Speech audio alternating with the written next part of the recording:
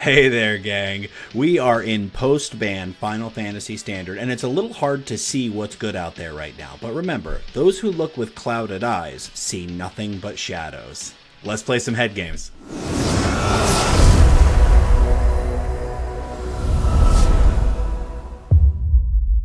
Friends, opponents, genetically engineered mutants, maybe with alien DNA. Welcome to Head Games Arena. My name is Jetrex, and today we are in post-ban Final Fantasy Standard, and by that, of course, I mean we are gonna play Sephiroth Aristocrats with an Orzhov or black and white shell. So Sephiroth Fabled Soldier, it's a 3-mana 3/3. When it enters or attacks, you may sacrifice another creature. If you do, draw a card.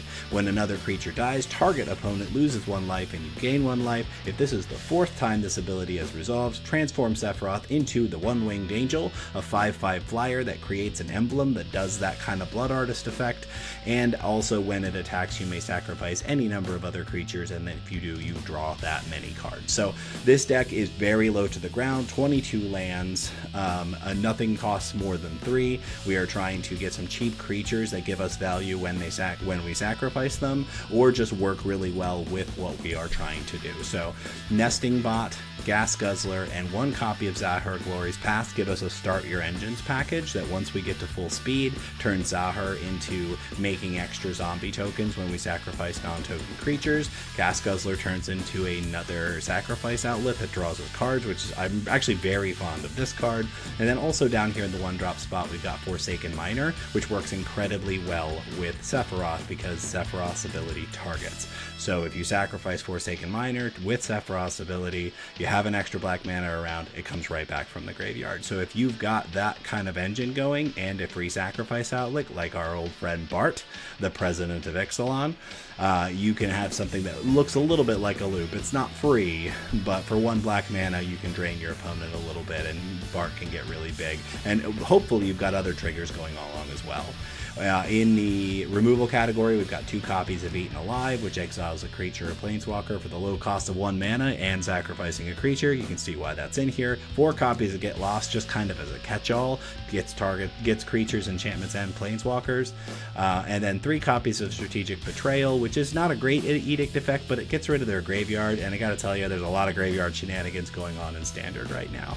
4 copies of Voice of Victory give us a really good token maker that also makes our opponent have to play differently because they can't kill things on our end step if we have this on board.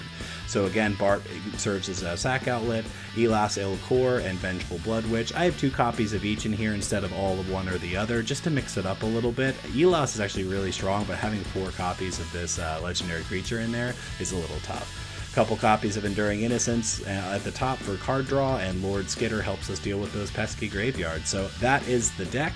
Before we head over into the gameplay, I want to remind everybody to please like, subscribe, leave some comments down below, let us know what you think about the video or what you'd like to see us play next. So thanks as always for watching. Let's play some head games. Ooh, a pink flamink. Adorning the best lawns everywhere you go. Alright, I got interaction. Card draw, token maker. Let's go. No Sephiroth, but there are 4. Okay, graveyard deck. 1-drop feels very good.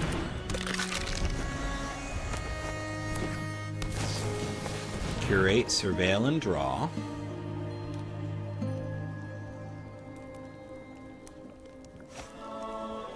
Doesn't surveil anything. Fascinating. Okay, Zahir was a pretty good draw here because it means I get to get max in, or get starter engines going. We will start our engines and get the action going. Yeah, our opponent doesn't have a lot in the graveyard yet, so let's see what happens next. I could see them prioritizing the removal of Zahir. The glory's past. It's a fair card. Okay. Well, we don't have any of our graveyard hate in hand, so we're probably in some kind of trouble. So the question is, they're looking at their graveyard, so I'm gonna guess that they've got it. But there isn't anything that I can do about that. So what's the best thing to do here? Get Enduring Innocence down so I can draw some cards and try to deal with whatever they do. And speed on 3. I know you can't see it because of where I have my face, but... Untap land Zombify. That's why I play so much main deck Graveyard Hate. Because the format is rampant. Just rampant. Okay, they did not have their 4th land, which means we get a little bit more time here. So let's get Voice of Victory down so that they can't interact with us. We'll play our land. We're going to go ahead and play Nesting Bot as well. And we will attack. We are now at max speed for what that is worth. 4th land, Zombify. They don't have it. Okay. So, they now have 1, 2, 3, 4, 5, 6.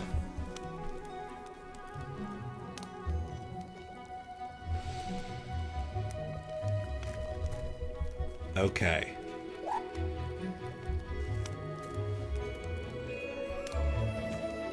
Let's play the Blood Witch. See what we draw. Another voice. So, what's the baddest thing for them to get? So they've got, like I said, 1, 2, 3, 4, 5. They actually can't... they can't Squirming Emergence anything that's currently in their graveyard. So let's get Bart down. We'll play a land and we will swing in. Let's see how they block. Nesting Bot makes plenty of sense. We will go ahead and sacrifice the Nesting Bot. Get our trigger. Get our damage in. We'll sacrifice both of these guys before they die.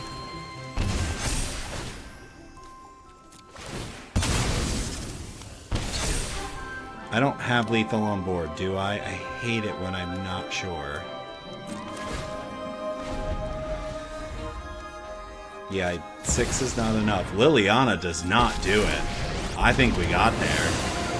Those who get in my way tend to regret it. I will sacrifice Forsaken Miner. Sacrifices must be made. That's why Vengeful Blood Witch does feel good in this deck, because it targets. You got it, friend. Yeah. We will get your blocker out of the way. Get our Forsaken Miner back. Draw a card. That's it. Alright. Adri, 77. If 77 Guinness is a lot of Guinness, you should be more careful. That's a lot. Okay, we need a 3rd land, which I sometimes have a hard time getting to, but I do think we still have a playable hand here. We don't have any interaction, but I don't think it's worth mulligan here. Obviously, depends a lot on what our opponent is doing. It may make sense for us to lead on Nesting Bot, actually. There's Freya. Very interesting. Okay, we'll play a Courtyard, and we're going to start our next Nesting Bot.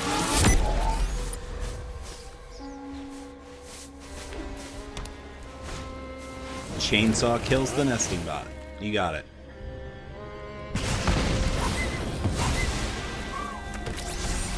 Freya attacks. Okay. It's interesting because I would argue that it's actually not that good of a choice for our opponent to do that. But anyway, here's Elas Ilcord. We'll attack for 1, get our speed up to 2. 3rd land for the opponent. War Whip. Double strike. Okay.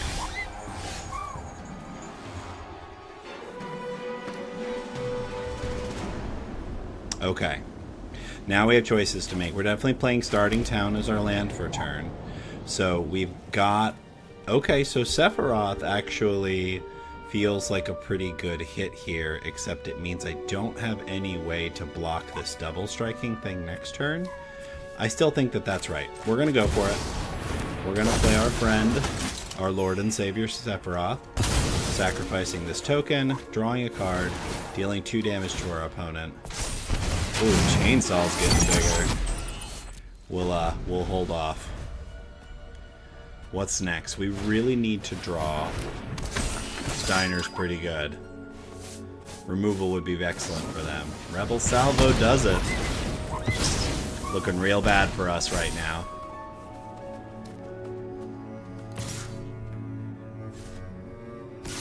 Yeah, they should attack with the double striker there. Alright. We will play a land for turn. We're still kind of in the same situation, so I think we probably do the same thing.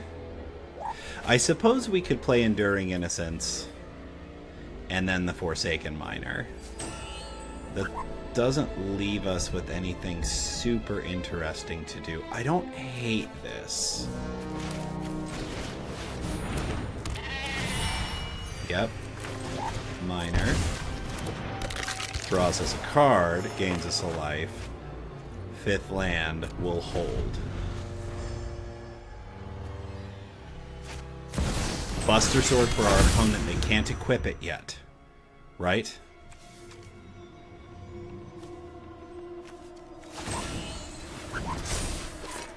Oh, okay. This is okay, actually. This is kind of what we were hoping would happen. Because we just don't want them to get the Buster Sword trigger. And this kills Adalbert. One more creature down is good for us. What we really need to draw at this point is a removal spell.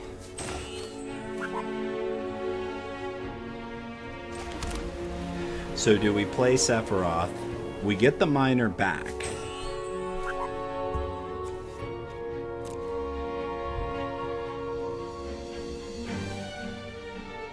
But that doesn't give me enough to block.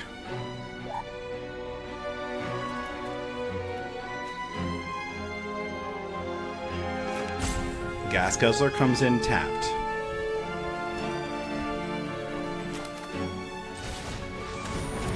Gonna play Ilas Alcor. Draw something that we can't do.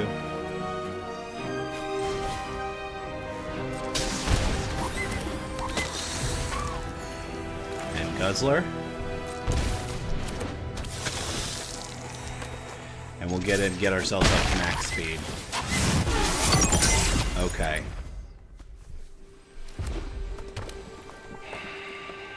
We're in trouble. Yeah, I'm very interested to see what they do here, because what makes sense would be for them to equip the Buster Sword to Freya, and they didn't. So, obviously we can't block Freya, so that's still very bad for us, but we're just going to do this chump block to keep the Buster Sword from triggering.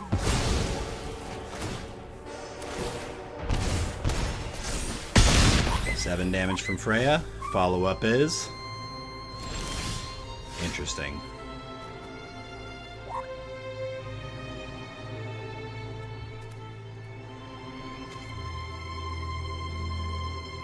I mean, I'm in a lot of trouble here.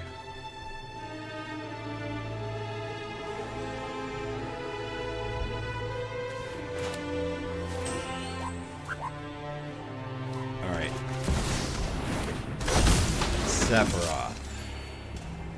Sacrificing Miner. We drew a land. Okay. You take a damage. We are going to bring the Miner back. Wow, where is our removal? We will play Bart.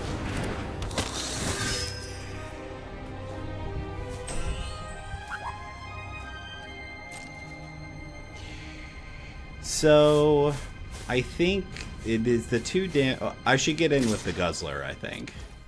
Because I'm not going to block with it. Steiner for our opponent. They're gonna... here it comes. Yep. Now you got it. Yep. We're in trouble. You got it.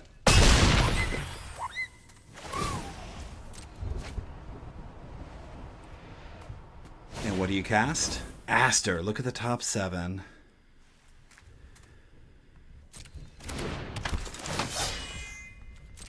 Yeah. I mean, if we drew any kind of removal, this is a completely different game, but we are just not there. Okay.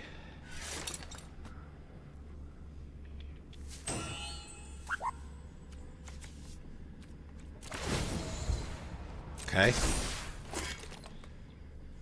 And? Okay. Okay. So I think I can win. Okay. It just got real quiet in here. Okay. I think I can win. Because of Forsaken Miner. Miner comes back.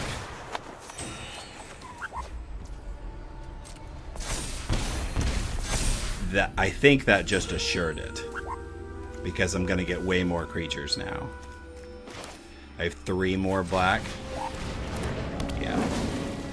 We've got it. We've got it. Let's see if our opponent sees it or if they're going to let me run it out. So what's happening is that every time I'm targeting with the Sephiroth trigger, it's bringing the Forsaken Miner back.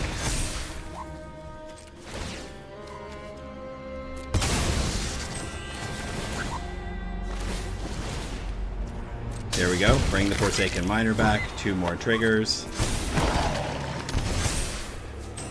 Got 1 more black mana. We will sacrifice the Forsaken Miner one last time. Bring it back. Resolve all those triggers. Sephiroth just triggered. Now we're doing 3 damage per sacrifice. We got there. Oh wow! Aristocrats. Oh, Benjamin, old Penny. Penji. Okay. Ugh. Painful mana. Forsaken Miner, get lost. I think I have to take it. I'm a little worried based on our opponent's avatar that we're playing against lizards. Let's find out. Forsaken Miner.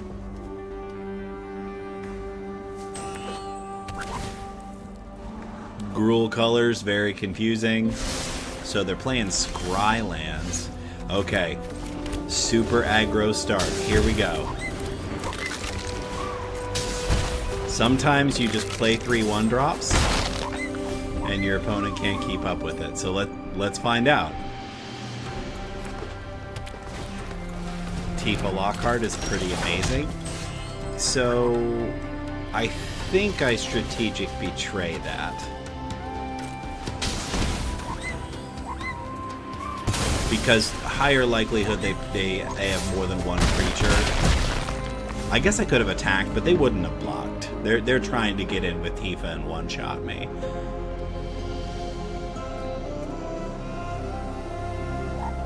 Old Penji's trying to decide. Do I really want to play the rest of this game against 3 2/2s? There's Bristly Bill. That is a tap land. That's bad for our opponent. They don't know it yet, but it's bad for them. 4/4 Bristly Bill feels good. 3rd land makes me feel very good. We are 100% getting rid of Old Bill.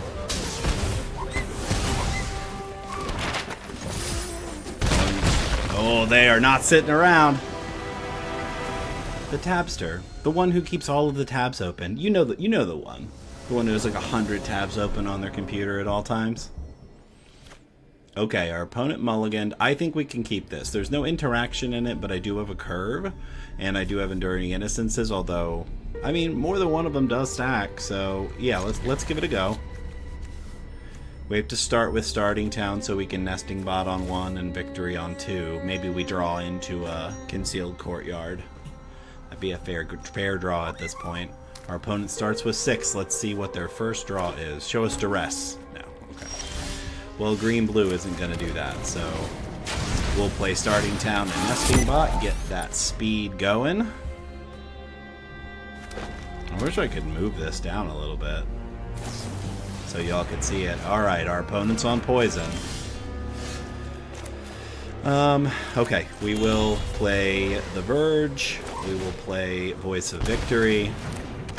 And we will get in for 1. Voice of Victory makes it very awkward for them to do what they need to do, because they can't interact with what I'm doing on my turn unless they deal with voice right now.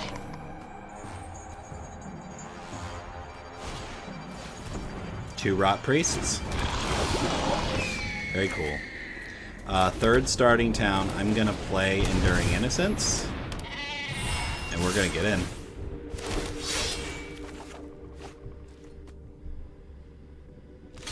Yep. Not the blocks I would choose, but we're at 3.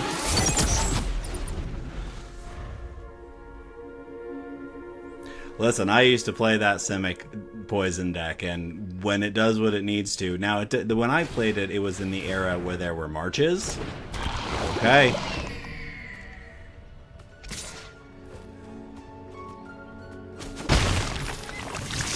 Got it, friend. What else you got? I mean, we're in very real trouble now. Triple Rot Priest means every spell they cast on their own guys gives me 3 poison. So we're already at 5. Okay. So what do I do here? 5 poison away. I think I'm probably pretty dead here, and this might be a case for why you don't play nesting bot and you play the guy that has the flying thing instead, because at this point I'm fairly certain I just die next turn, because all they have to do is hit me with those 2 flyers and cast 1 spell and the game is over. So we will play it out, but I'm fairly certain that we have lost.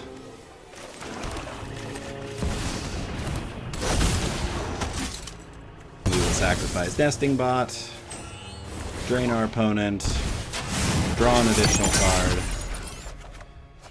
run out the gas guzzler, and pass. You got it. You got us, opponent.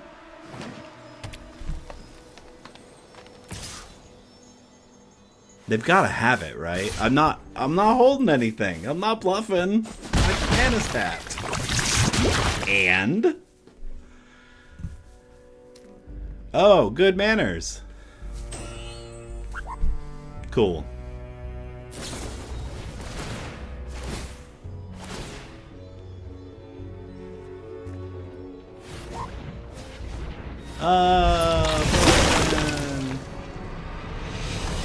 That's a hilarious combination. The Moogle avatar with the word howitzer in front of it. We'll take it. Okay.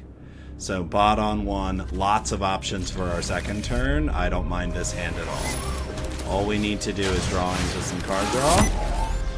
Third land would be excellent. White mana for our opponent. We'll go ahead and get the starting town. I like having Voice of Victory. It just changes the way that our opponent has to behave. So hopefully they're just not on mono white control or white X control. Cats it is. I can deal with cats. What do we got? That's not my favorite. The lifelink one. That feels worse.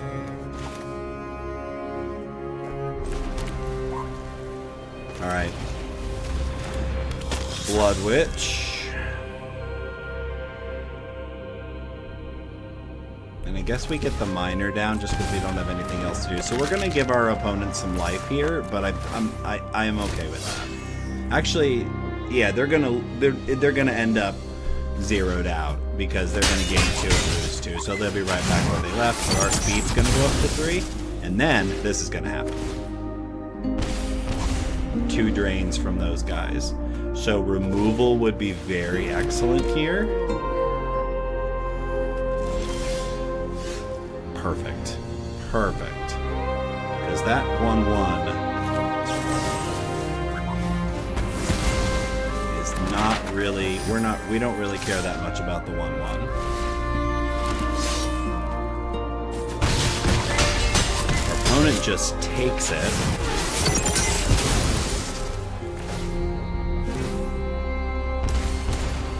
Okay. No, our opponent had bad luck here. That's not fun for anybody. They got their land. Good on ya. You got another play? It's gonna make a world of difference. You gotta play another creature, friend. Okay. I'm pretty sure we win from here. Let's get Bart down. And let's go to attacks.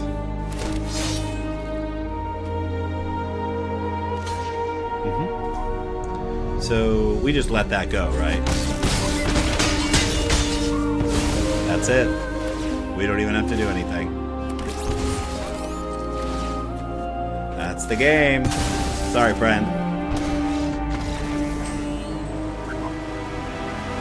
Alright, Babs. Everybody loves Babs. Okay. So we're on the draw. I think I can keep this. Elas makes this hand feel a decent amount better. See what our opponent's on. They're playing some magic cards. Look at those. I guess that's how they look if you don't put any sleeves at all. Ooh, lizards is bad for us. 3 nesting bots is bad for us.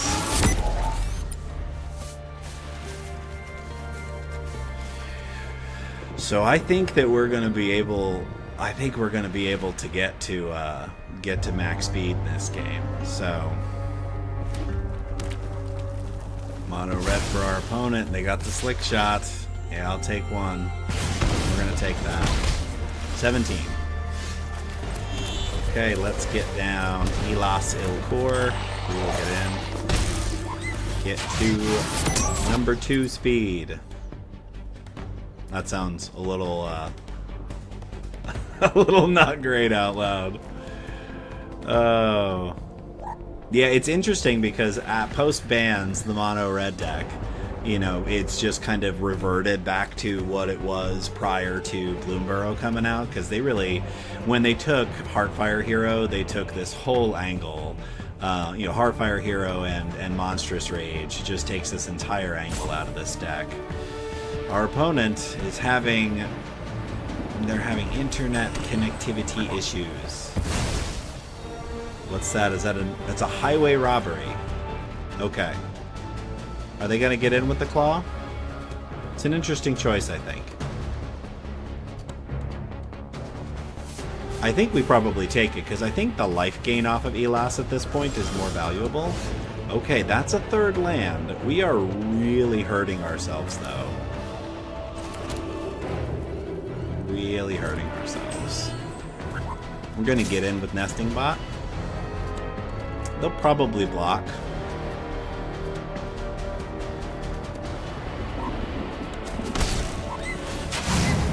Surprised that they didn't. So I have this strong feeling that playing Zahur right now is not great. But the real problem that I'm going to run into here is the real problem I'm going to run into is they're trying to one-shot us. They're trying to set up this turn where they play Slick Shot, chain a bunch of spells together, and make it big enough to hit us and then fling it at us. And as of right now, I can't interact with that. So I think I'm going to play everything out and just hope for the best. We have drawn a lot of very uninteractive hands so far today. I promise that there is actually interaction in this deck, quite a lot, as a matter of fact. I mean, maybe not a lot. There is a fair amount of interaction in this deck, I promise. It actually does appear that our opponent has internet connectivity issues. I mean, when you're playing mono red, you'd like want to go fast, right? That's kind of the whole deal. Alright. It really feels like they're trolling us at this point. Yep.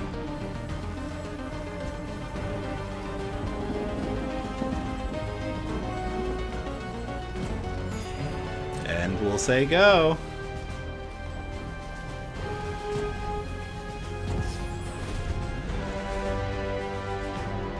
I really am not sure if this is a strategy or if our opponent is here's what I think. I think you're playing Magic Arena on your phone while you're supposed to be working, and somebody keeps taking your attention away. So all we can hope is that whatever is conversation that you are having with your coworker, nope, not good. Not good. They're going for it. You got it.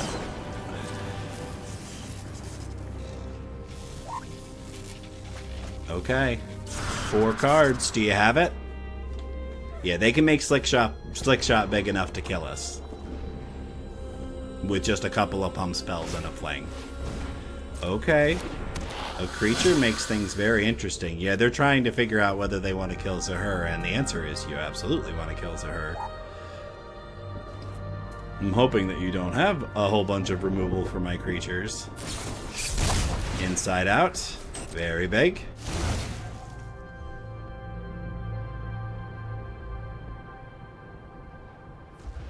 I can only sacrifice 1. Okay. If the last spell in their hand is... Yeah. So if the last spell in their hand is a damage spell or a fling, I'm dead, right?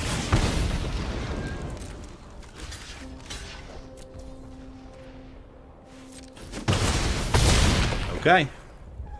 Do you have the fling? Okay.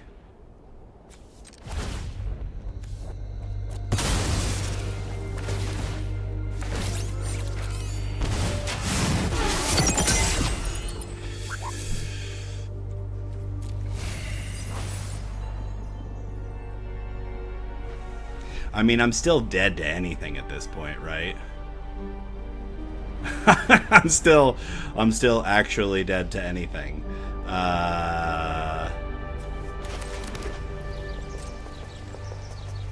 Yeah, awful. My land base literally killed me. Terrible.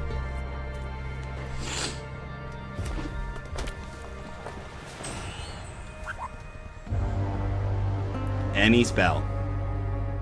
Any spell. That does not kill me. I can't believe it.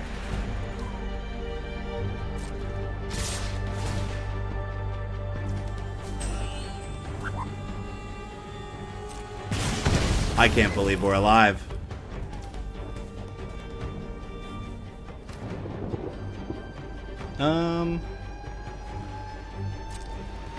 Yeah, we're gonna block here. You gotta pump your guy. I mean, I'm okay if you don't. Doesn't make a huge difference to me. Okay. Alright, we're sacrificing the nesting bot. We now get 2 creatures as a result of this. So we gain 2 life. I think I do want another land.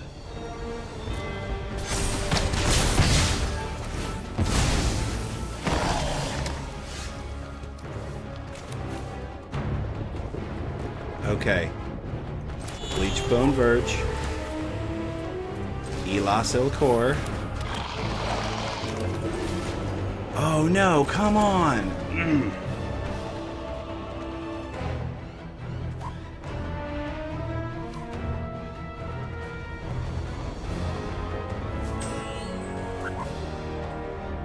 Terrible.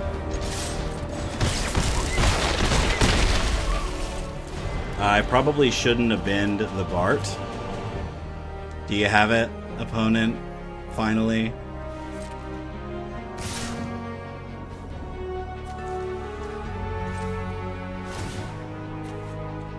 Oh, I don't gain the life now. Oh, I'm just dead. You got it. Did you have it? Cool.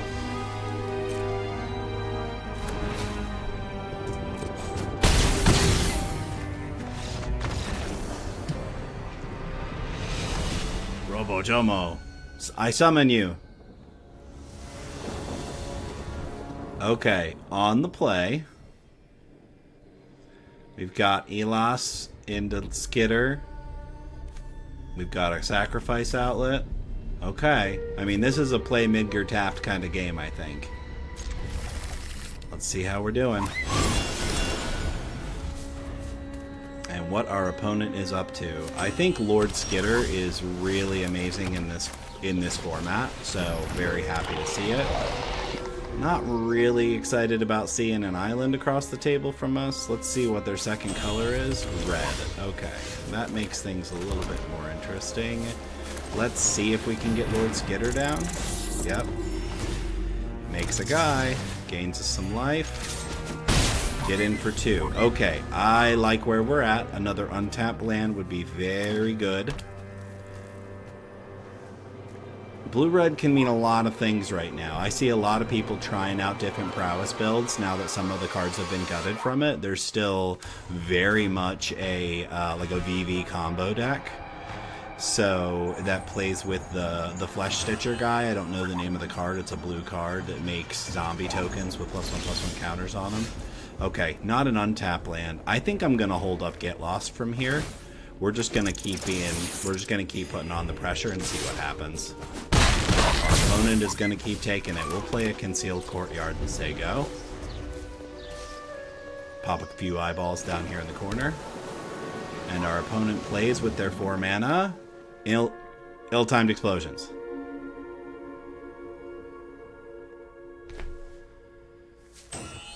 What do you got?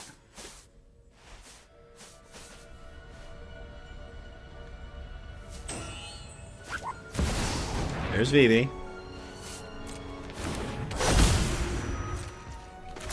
We're gonna try.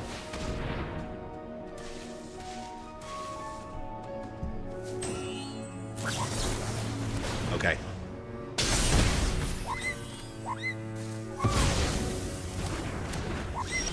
Alright. Okay, so, another creature you control. Okay.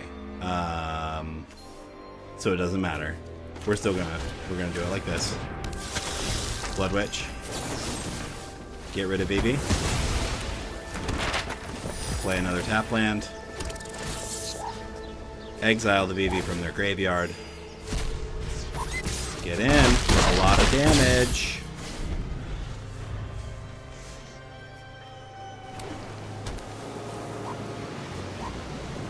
Do they have another one? Or a board wipe? There's Geralt.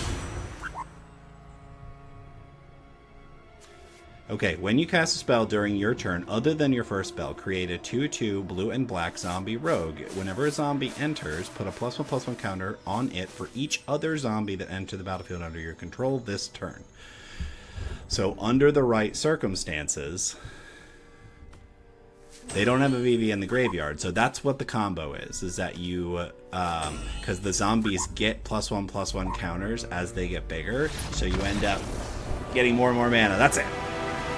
All right, friends and opponents, how did we do today? So 5-2 on camera in 7 games. We had a winning record. This deck's been kind of hit or miss for me, and the format is the Wild West right now, so I have no idea if it's good. I just wanted to play Sephiroth. I know that there's some other combinations that you can probably use with Sephiroth. I'm not sure that this is the way to go. There's moments where this feels really strong and moments where I feel like people just dunk on me. What I've noticed about the meta, at least in the past couple of days since the bans, is that you have to be playing some kind of graveyard hate, because that is what so many people are trying to do. And if you don't have a way to interact with it in your main board, you're probably going to have a hard time, because seeing, you know, a Valgavoth on turn 3 or 4, especially for this deck, it is almost impossible. But that's why Strategic Betrayal is in the main board now. It's why it is in this deck, because, you know, you really have to have an answer to graveyards, but also to have an answer to one big reanimated thing. But that whole deck has been really hard to deal with. But this deck